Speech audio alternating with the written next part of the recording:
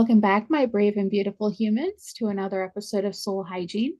I have my wonderful friend with me, Justin, who many of you know. We did our first episode, and he really talked about his life, his family, his military days. And it's really, something that I think people need to hear from a veteran themselves. I obviously have no military experience, but I do have a lot of veteran friends. And, this is a time for them to talk about anything they want to talk about. And so that's what we're going to do. First, before we get going, I just want to send our condolences. This is the 4th of October, so a week ago. Hurricane Helene went through the southern and eastern portion of the United States. So it's been very difficult for me to see all of these pictures. But we do send our condolences and our prayers. And, if you can give, find a nonprofit organization that you can give to. I know there's a lot of veteran friends of mine who are down there right now. So just send our prayers for safety and for the people who have been hit. I just wanted to preface that episode with that. I don't know when this will post, probably in the next couple of weeks, but like I said, it is the 4th and it has been about a week. So um, this is a pretty heavy topic that we've already kind of talked about before we started recording. And, veterans who, a lot of them who go through challenges in the military, which I know challenges is kind of like a very soft word when it comes to what veterans go through. Um, and a lot of them come home with PTSD and other things that have happened to them. I cannot even imagine, and I don't even claim to understand unless you have been in a veteran's shoes or in the military yourself or active duty and you've been on, in that zone on front lines or wherever you are. I salute you, but I can never understand what you've been through. So I told Justin, let's take a deep breath. um, Last time we ended with some stories of his time in the military and some things that he'd been through, why he went into the military. And if you want to watch that episode, you most certainly do that. But I'm just going to give it to him. And we're going to start off with the topic of PTSD, um, how he got it, what happened, and I guess, how he's dealt with it through the years. So, welcome back, my friend. Thanks for having me again. Um, so yeah, PTSD, it's a lot of people are in denial, afraid of accepting it because it was portrayed as a weakness, as a coward, as um, people that just didn't want to fulfill their contract or was looking to get out.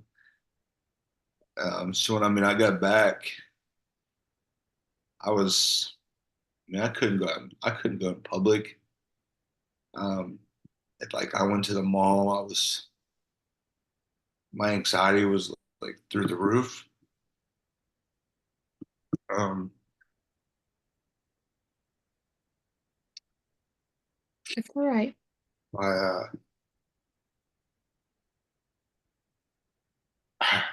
my wife couldn't couldn't figure out like I used to be a social butterfly.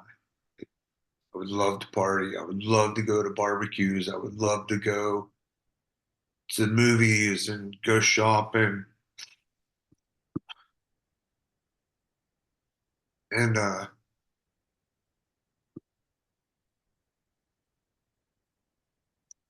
wasn't I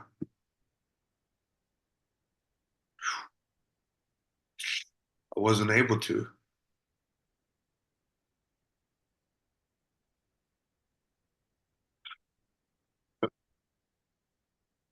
and I didn't know how to talk to her about it. The things that we did, things that were expected of us, were things that you don't even see in movies. It was it was rough. Um, shit, my wife moved out to Colorado, and one of my buddies who was a gunner, he called me at like midnight. He said, "Dude, he's like, I'm not doing good. He's like, I need somebody." So he came to my house. My my, my poor wife. um, it was just after Christmas. He was falling apart. I struggled sleeping. I didn't want to go anywhere. We had what was called the Mad Minute. Um, I might have talked about it last episode, but if an IED went off, you were expected to hold down that trigger for a minute. Anything that moved, anything that poked their head out of a window, any car that was speeding away, anybody on rooftops, and I mean, we were 20, 21 years old, and it didn't really mess with me as much while I was in that position because all I saw was what I wanted to see: IED going off, spray and pray, and just kind of get that revenge. Um, but then I got put into uh, the scout sniper section, and we would go and spend 2, 3, 4 days at a time in the homes of Iraqis. And they had the Al Jazeera network,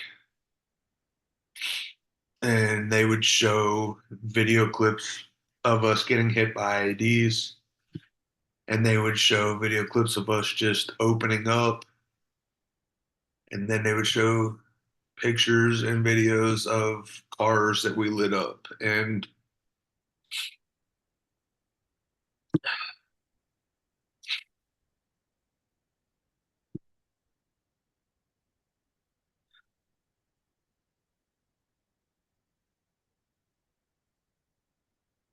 there'd be it's 2, 3 kids in the car,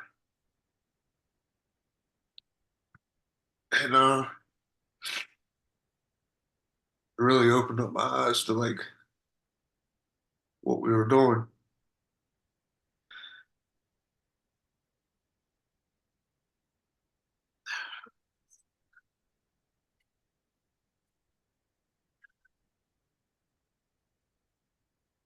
I was 20 years old,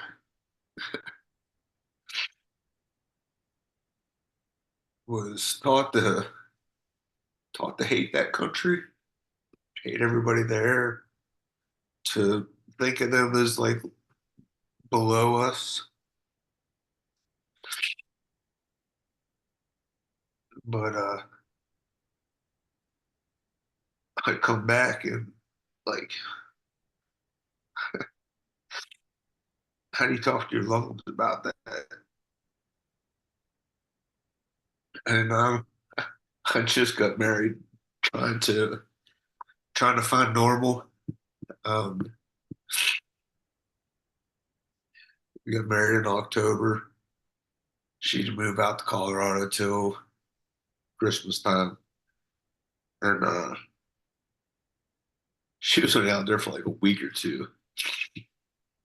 And we were told, after coming back, like doctors told us, like you got PTSD, you need help. And then we go to our leadership, and be like, hey, these doctors are telling us we got PTSD and that we need to go to these appointments. And they tell us, like, well, what do you want to do with your career? And it's like, I loved the army. I love doing things with, I mean, my brothers. Like I loved fighting for this country. I love willing to sacrifice myself to make sure that, my families and friends had peace and freedom. And so they would be like, well, then you do not want to go to this appointment. And like, well, what the heck are we supposed to do? Like, I was like, I wake up with nightmares every night. Um, I can't go out in public. Like, I can't sleep. Like, what do I do? And they were just like, just do what we do and just grab beer, grab the bottle on the way home, and just drink it off. You drink enough, you'll go to sleep. Well, you start drinking, and everybody knows that when you get used to drinking a 12 pack, after a few weeks, that 12 pack don't do anything. Then you go to an 18 pack, then you go to a case and a bottle, and anything you could find to just numb it. And back to like my wife was there for, I don't even know if she was there for 2 weeks. It might have only been a week. And my best friend, who was a gunner with me, who was struggling with the same issues, he called me at like 12:30 at night. It was like, man, I'm hurting. And obviously, we do anything for our brothers. And he showed up to my house with a bag of cocaine and a bag of ecstasy. And my poor wife walked out of the room at 19 years old and seeing her husband and his best friend on cocaine and ecstasy on the kitchen table at 1 o'clock in the morning. And she's like, what? Like, I just moved halfway across the country to be with this guy. And I thought life was different. And here he is being a damn party kid that just did anything I could to be able to feel. Um, Looking back at it now is kind of a good thing because she she made it real. Went to go to work the next morning, and she started packing her bags, and she looked right at me and was like, I didn't marry you for this type of lifestyle. I tried to explain to her like, you just don't understand. And she was like, I love you, but I can't do this. She's like, if it's that bad, you need to go get help. She's like, if you don't go get help, she's like, I can't help you. And she's like, and I can't do this. She's like, I'm not going to do this. I'm not going to live with an addict. She's like, so you do what you need to do and what you deserve to do and go get help. Um, I did the bare minimum. I went and told my leadership, and I got into the ASAP program, and which is Army Substance Abuse Program. And that was a joke. The lady that was teaching the course flat out told us, like, if you guys didn't know, you could have like 2 beers for breakfast and go to work, and you'd be all right. And I'm like, man, you're telling a bunch of people that are trying to numb everything that we can drink and go to work. Like, what type of bullshit is this? So, I played the game at the time because I still, I heard my wife telling me that I needed help. I knew I needed help. But then all these people that I looked up to leadership wise told me that PTSD was bullshit. It was fake. It wasn't real. That it would just go away. And those are people that I look to as like dads, older brothers, people that you don't want to let down. So I just continued playing the game. I got rid of the drugs, but I still continued to drink a lot. And was actually excited. Like I couldn't wait till we got orders to deploy again because when I was home, I felt so out of place. Like we go to parties and people would be laughing and joking, and then you kind of throw in your sense, and people look at you like, "What the hell's wrong with you?" Like that is so dark. That's not normal. Um, you just didn't fit in anywhere. Uh, and it was rough, being 21 and you're hanging out with other 21-year-olds and they're complaining about, oh, mom, dad didn't give me gas, or oh, my parents tell me I got to go to work or got to go to school.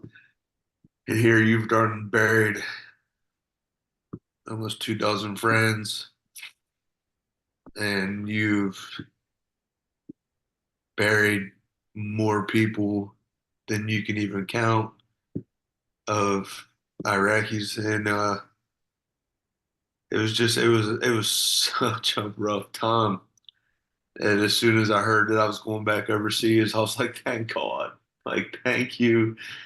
I get to go back to where I feel normal, where I don't have to deal with all this. Like, I know that everybody's trying to kill me, which is great because at least I know people are here looking at me with a smile on their face, thinking how messed up I am and how they would be offended and they would want to fight us. So I didn't have to deal with responsibility. Like I didn't have to be a husband. I didn't have to be a father. I didn't have to do nothing. I was told when to go out on mission. I was told what to do if the shit hit the fan and come back and go to sleep. Uh, so that was like a relief for me. Crazy thing is, I found out in August my wife was pregnant. We were deploying in October, and October 14th, I found out that I was having a son. In my mind, I was like, hell yeah, my name's going to be carried on for the rest of eternity. Like, that's all that matters. I could be killed now and I'm good because the Miller name is going to carry on. The October 15th, I went and I got a tattoo of a Grim Reaper because our mission for the second deployment was um, SKTs, small kill teams. Um, so we were basically told like, hey, your job is just strictly going to be when we find IEDs, you're going to be put in place, and we're going to drive down the street, draw them out, watch the street clear. When the street clears, you just kill whoever's in this trigger point.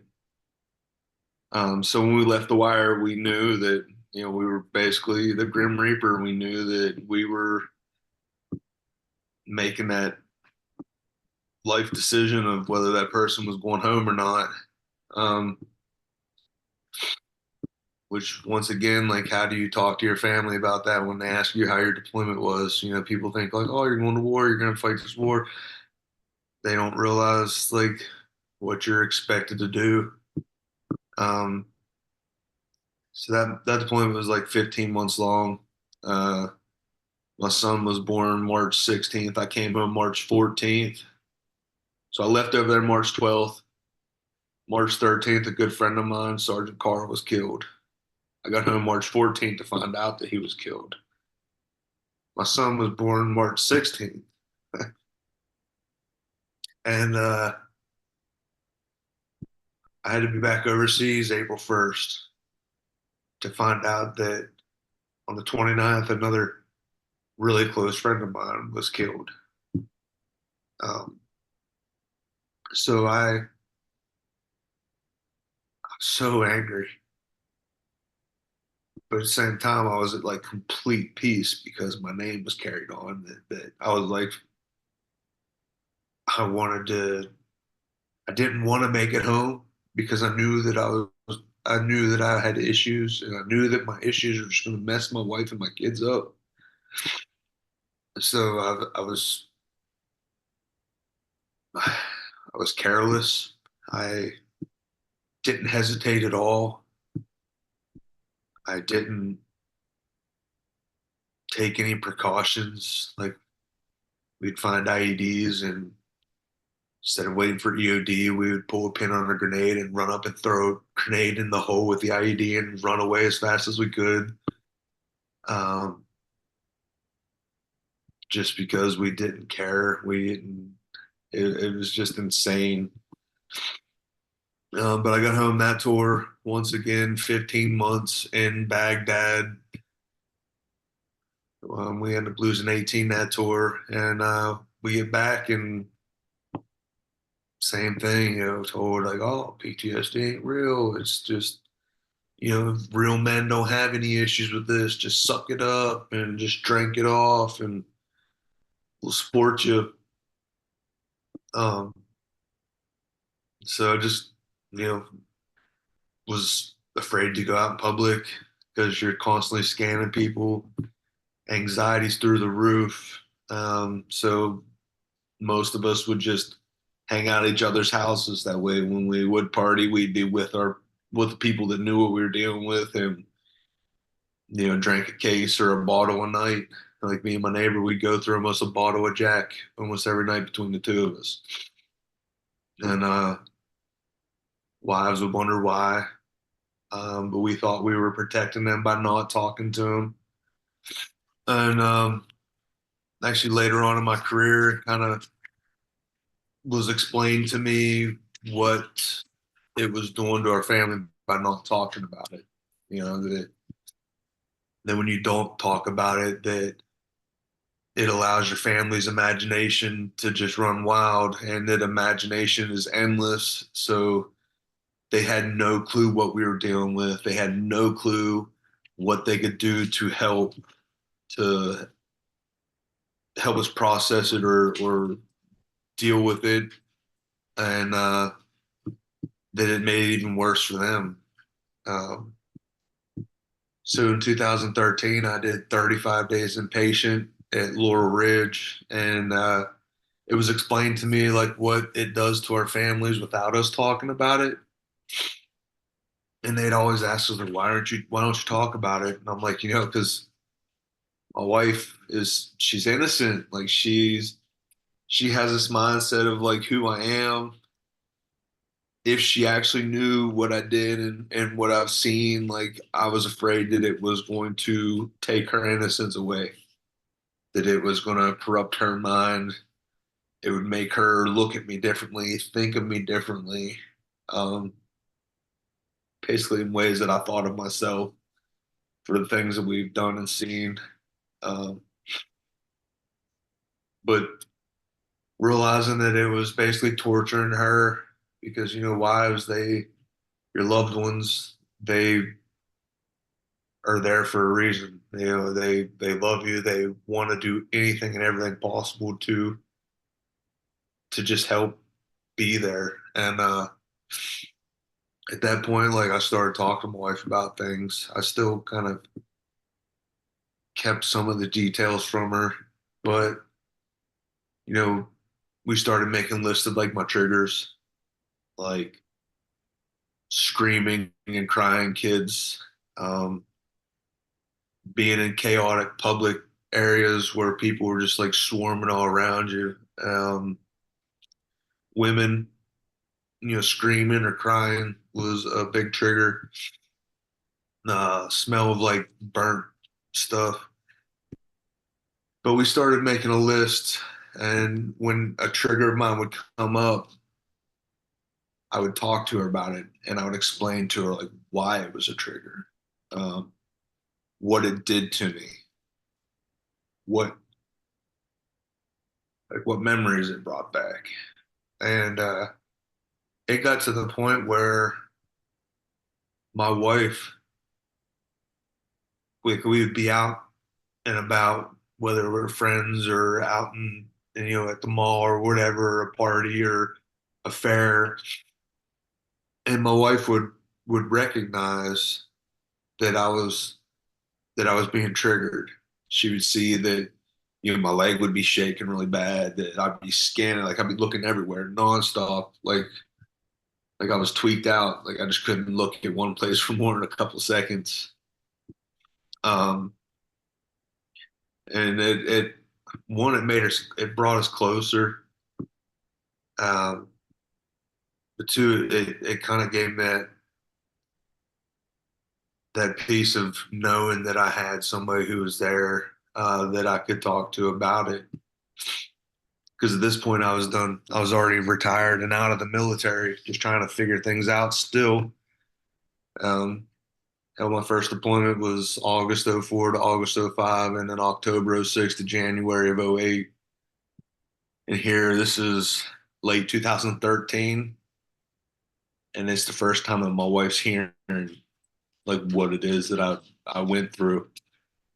And it was like her first aha moment of like, holy shit, now I understand why he drinks all the time, and understand why he's not talked about it trying to protect me, and why the only time I'd ever hear anything about it is when he was drinking with his friends and they would start reminiscing of stories. And it was it was hard. It was probably one of the roughest times of my life, but is also one of the most healing times, is like just talking about it, and letting my loved ones know like what it was I was struggling with, and you know beside what the TV would show, like, and talk about, like, what it was really like in the life of an infantryman, of somebody who was there kicking in doors, and there who was putting people in body bags on a regular basis. Uh, but yeah, it was kind of just like fed into that addiction, just keeping drunk, keeping drugged up on pills, whether it was prescribed or not. Uh, because we just try to numb it. It's so much easier to not feel it, not process it. Then when the feeling does come up, well, let's just go ahead and pound a case of beer and move on, because it'll just go away. And it didn't go away. All it did was numb it for that night, and then I'd wake up next morning hungover as shit, still having the same issues. Um, so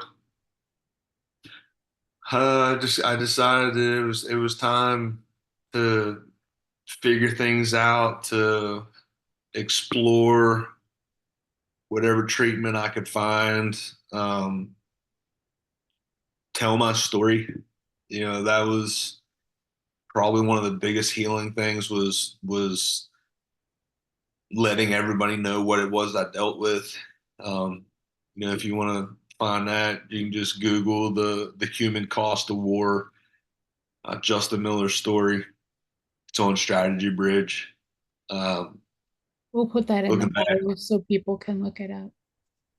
yeah, all right. Well, that was when I wrote that. That was honestly like that was my suicide note. I uh, I wrote that so that way everybody knew when I took my life, why I took my life. And when it got published, it uh, it changed my life. One, it took the power away of the story. It gave me control of it instead of my story controlling me. Instead of the fear, the nightmares, all the bullcrap that comes along with it, it took that all away. Um, and then on top of that, like I started getting messages from families, from other veterans, whether it said like, "Hey, I read your story and I now know what my loved ones are dealing with," or "Hey, I read your story and I now know that I'm not alone." Um, it really gave me a lot of healing, that I had people saying, like you have given a voice to a lot of us that are afraid or ashamed to talk about it. So at that time, I committed myself. I said, you know what, I'll share my deepest, darkest secrets, uh, even if it's just to save one life. Uh, I was willing to commit myself to try procedures, try whatever I could to help deal with this and overcome it, um, and be willing to talk about it. Because there's so many out there that are, suffering in silence. They're ashamed to talk about it, afraid to talk about it, don't know how to talk about it. Um, so it's made life like the last shit's 10 years now. I retired back and my retirement day was August 27th of 2014. So it's been over 10 years now. And it was probably one of the hardest times of my life being chaptered out, medically retired. I should say I'm on chapter medically retired out. But trying to switch over to civilian life and process everything that I've tried to hide and forget about. Because once you come out and you have time to sit there and think about it, all the lovely things that you've been through start coming up. Um, so I just started whatever, looking for peace. Got back into church, started praying, like fighting with God. Uh, it's kind of funny because you sit there and think like, oh well, everybody says you should fear God, and God's just out of like no.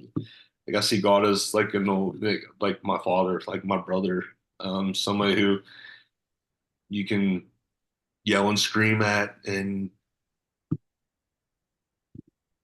he just pulls you in and gives you a hug. He Uh, loves you anyway. you know, and it's crazy. Like I went to church and I was like, I was so pissed off at the world, pissed off at God. I'm like, if you really existed, I wouldn't see any of all this stuff. All this stuff wouldn't be going on. And it was like a little voice. Like, I mean, I even looked over my shoulder because it was so real, but I heard, quit feeling sorry for yourself. Look at everything that I pulled you through. What good does it have an answer to a secret if you keep it a secret? Share your struggles, share your hardships with others to give them hope and strength to pull forward. And that was really what was like the the trigger of sharing my story, getting it written down. Um, but anyway, that was like probably one of the biggest healing things is just like, it's in like we want to feel sorry for ourselves. We want to like remember all the horrible stuff, but we don't want to look at it as like we gotta, basically learn how to change our perspective. Instead of looking at it, oh man, all this crap, like instead look at it as like, man, I had the blessing of serving with this person who gave everything to make sure that I came home. It's hard to accept, it's hard to say and hear, but it's the truth. Like, if we were to pass, would we want our friends and our brothers to numb everything and be miserable and throw the life away at their family? Or would we want them to thrive? Like, that's what we want for the ones we serve next to, is to for them to live the life that they should. Um, so I was willing to start trying different treatments.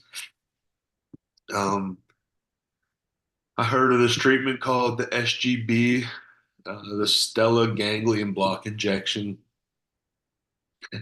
As funny as my father-in-law, he he called my wife and was like, "Hey, I just saw this thing on 60 Minutes about this shot that eliminates PTSD."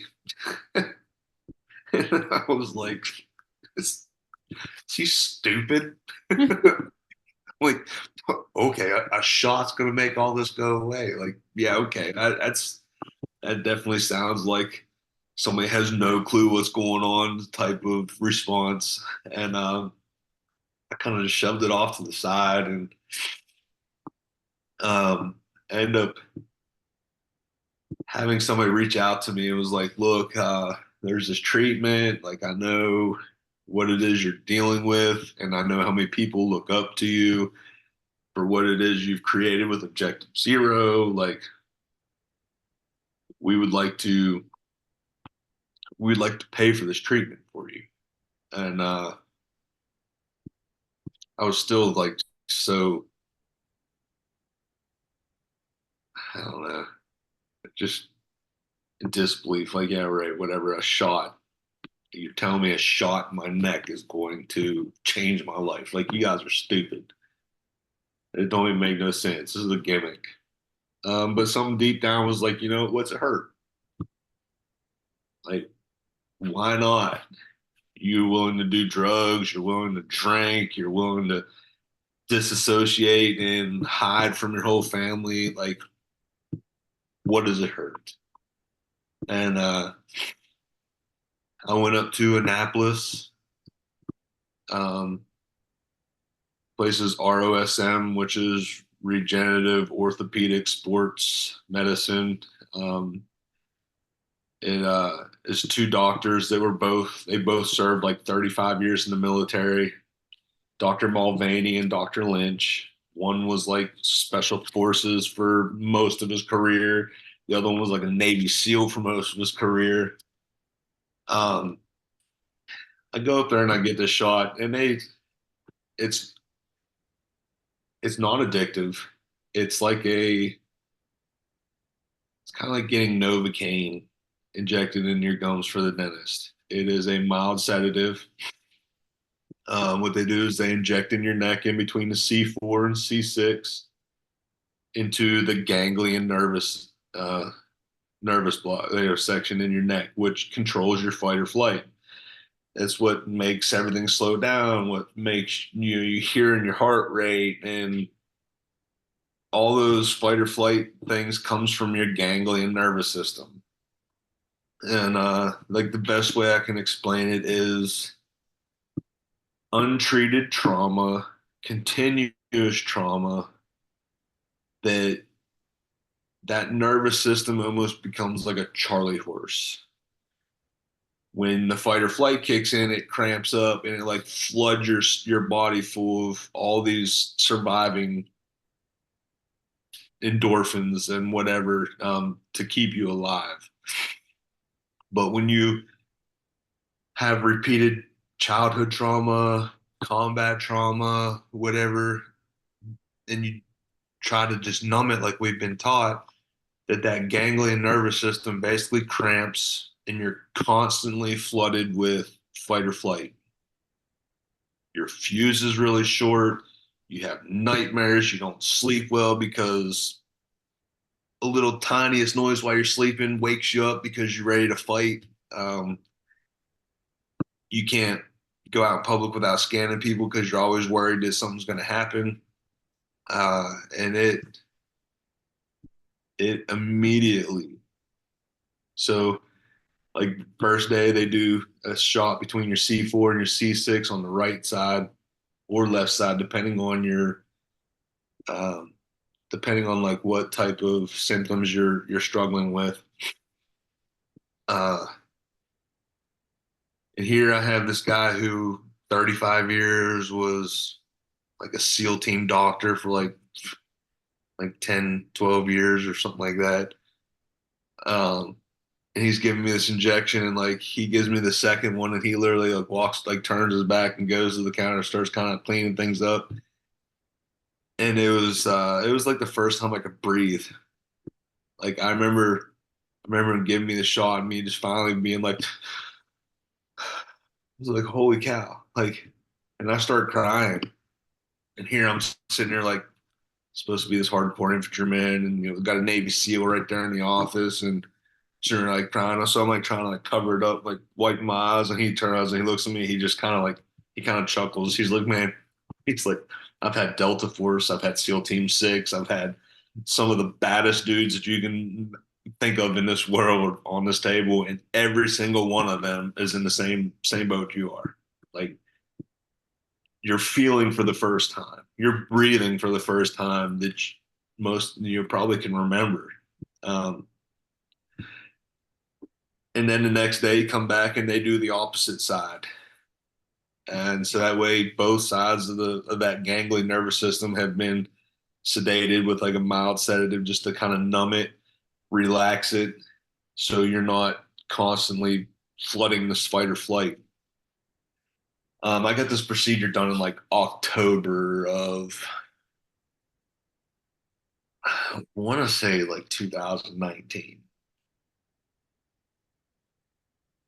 something like that. Um, I came home and hadn't had a nightmare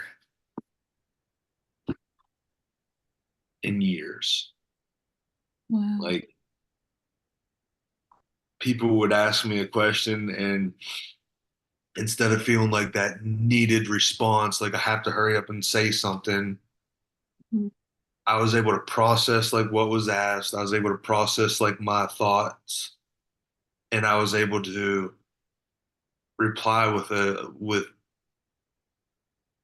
thought that would make sense, that would I could piece together and actually communicate like how I was feeling.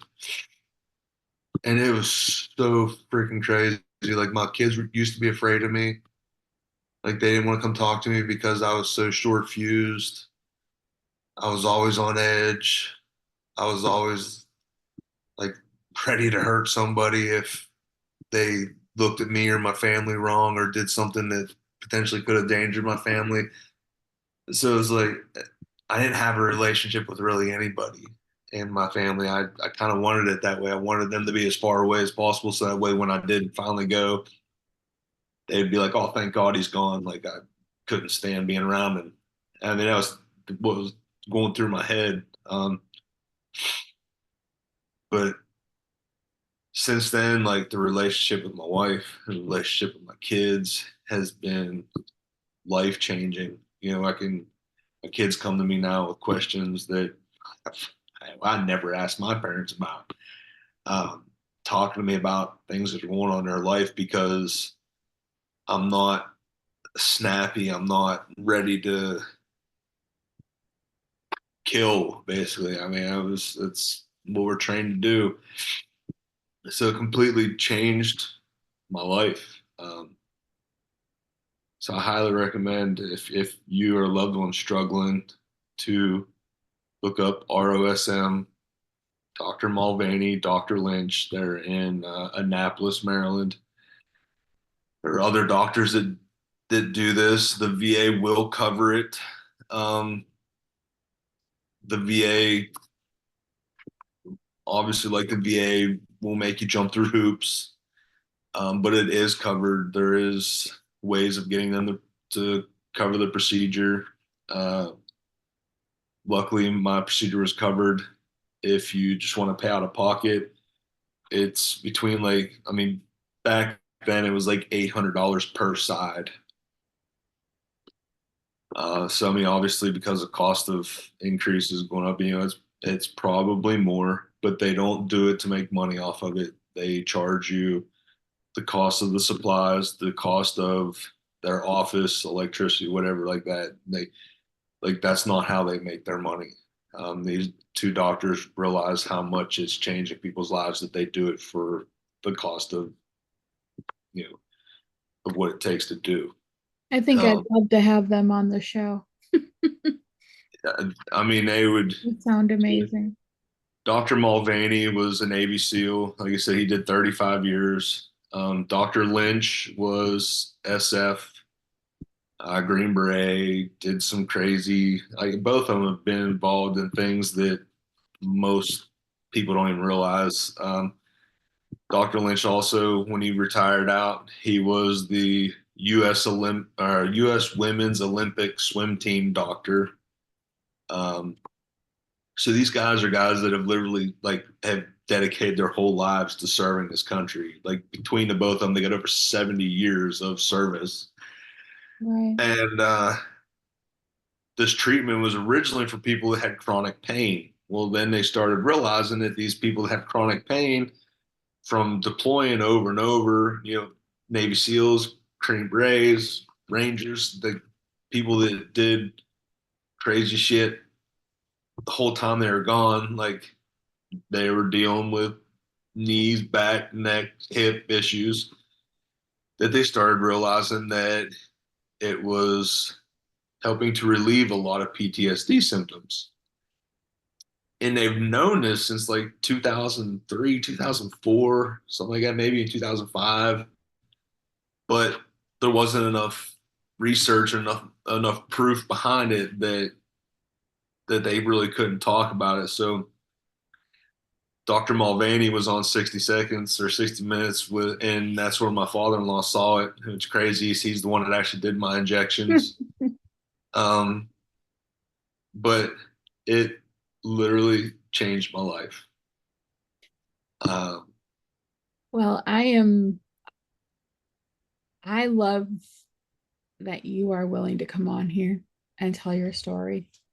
I know that we're winding down this episode, but I think we talked before that this is such a heavy topic. We'll probably have a part two to this just so that you can tell people where you are now, um, how you're coping now, what mechanisms you're using now. And I know that you let go of some things that were holding you back this year, that, you're dealing with that too, being a different man, a different person. And I'm so, so proud of you. You keep yourself busy, you keep yourself out there helping people. And, we'll definitely put your story in the bio so people can go read it. But I just want you to stay up, you know, keep finding your blessings, keep finding people to help. I find that when I'm helping others, I'm not concentrating on my pain, you know, that's right. and It's that's fine. sharing your struggles, talking about it takes the power away. Yeah, It is that shining light, that candle in the dark, that for those people who are struggling still and don't know what to do about it, you're helping them. And the only way we're going to make a difference in this world is by us talking about it, us being there for each other, us sharing our struggles. Um, it gives them hope. yeah, and being that help that people need. Um, Yeah, it's for sure. hard. It's hard to talk about. It's hard to deal with, but it's so worth it. Like if I can't tell you how many times I've gotten a call in the middle of the night from people that I haven't served with for years that called me up and they're like, "Look, you're the last person I could think of to call because I heard what you were dealing with. Now I need somebody to talk to." And guess what? Every one of them I've talked to are still here. Good. Um, so And that's what's important. it's definitely heavy, Yes. very heavy as you can tell. Very heavy, but um, if we want to see these numbers decrease and we want to see our nation start to change, dang, we gotta step out of our comfort zone. Vulnerability saves lives, and you gotta feel to heal. Those are That two is, biggest things that I'd say take away from this is yeah, feel to heal and step out of that comfort zone because that is what is going to save your life and what is going to save the lives of those that are around you that you serve with. So I think that is a wonderful place to end. But I think next time we're going to talk about, like I said, where you are now and talk a little bit about the nonprofit you started some years ago. You're not really over that anymore, but you're still very much, very passionate about it. So, yeah, um, I think we'll do that, when you have some more time and your electricity stays on. Yeah, I know yeah, the it's storm really knocked that out for you, but we'll yeah, definitely chat about that next time. And I will have Justin's information in the bio. We'll have some places that you can donate to some nonprofits for suicide awareness and PTSD awareness as well. Some suicide hotlines. I will confer with Justin and get, some really good references in the bio in case you're struggling as well. So, and I appreciate him for always being vulnerable, for always coming on the show, for telling his story, because I know that there's somebody out there that needs to hear it. Everyone has a story, and everyone has a story that is important. So I appreciate everyone for joining us for another episode of Soul Hygiene. We will see you later.